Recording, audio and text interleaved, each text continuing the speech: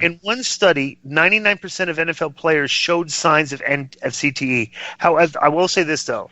And how many brains did they get to study, though? Well, it's like over 100. It's a considerable amount. However, these were people that were showing symptoms of CTE that they examined. So it's like, this is like, like they haven't like examined every dead football player. Sure, of course. So but 100% of people who had symptoms and submitted their brain had it. 99%, yes, 99%. Exactly. Same thing. Right. Okay. Yeah.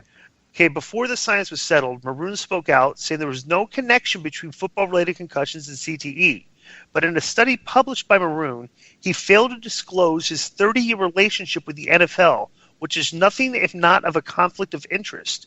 Corbins cited that Maroon was depicted as a pro-NFL doctor in the film Concussion about Dr. Bennett Omalu's crusade to force the NFL to acknowledge the danger of concussions. I guess Corbin mentioned this in the meetings. Corbin also mentioned the earlier linked 99% study that was in the news at the time of the meeting.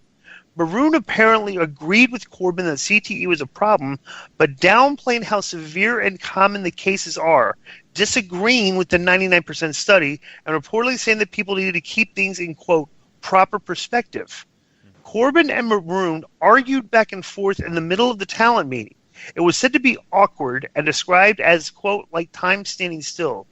One source said that Corbin was not yelling or acting belligerent. It was seen as Corbin expressing his opinions at, quote, the wrong time and the wrong place, unquote, and that Corbin would have been better served by speaking to Maroon about his concerns one-on-one. The report states that some wrestlers in attendance at the meetings were impressed by Corbin speaking his mind, as he was essentially going to bat for his fellow performers against a voice that he felt did not have their best interests at heart. But because he spoke out of turn, interrupted the meeting, and was perceived to have made it about himself rather than let Maroon speak, it led to him being punished with the loss of his Money in the Bank cash-in opportunity. The report states that while he did suffer 2 embarrassing losses back-to-back, WWE Creative still has long-term plans, blah, blah. Okay, update. Fightful reached out to several talents and employees regarding the report, which was confirmed. 2 wrestlers that we spoke to also said that Corbin was more educated on the matter than most of the other talent.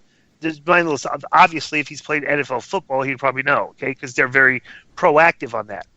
And it showed when he had the lawsuit about it. And it showed when he spoke out on the situation. Corbin was said to convey his point in an eloquent manner and it's Husey. Hello. Conveyed his point in an eloquent manner and didn't appear that there was any heat right off the bat. But bro, this is like, I mean, what do you get? What's your opinion on hearing that? What do you think? What are your thoughts? Well, I go back to when we were talking about Japan last week, and we were talking about how the NFL had the same problem, and Omalu had indicated, and they tried to cover it up. And so wrestling doesn't want it to get out there either, because they don't care about the wrestlers' welfare. They just care about public scrutiny. And it's a shame that this guy, voiced his concern, and now he's getting buried because of it. And here's a problem. Here's a big problem, as you know, Disco. Every time they have meetings with the boys, there's such an atmosphere of fear and not speaking up or getting heat, or that most people won't even ask questions. And usually when you do, you end up getting heat, because I know the promotions that I've been in, when somebody stood up and asked something, usually they got heat for it. Yeah, don't cross the boss is actually right. like bro, it's like regardless of this to me, that he would get bro, to me this sounds like this meeting was kind of like window dressing. It's like, hey, we're going to meet, we're going to go through the protocol of having the doctor explain concussion protocol to people, and he made it real.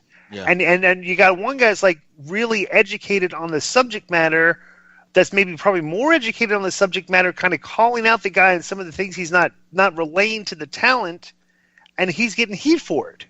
How much interest could they have in the wrestler's well-being when they hired a guy that was denying the connection between CTE when he was working for the NFL? Right. Well, I'm also equally baffled. Didn't no due diligence and see his past. You know what I'm saying?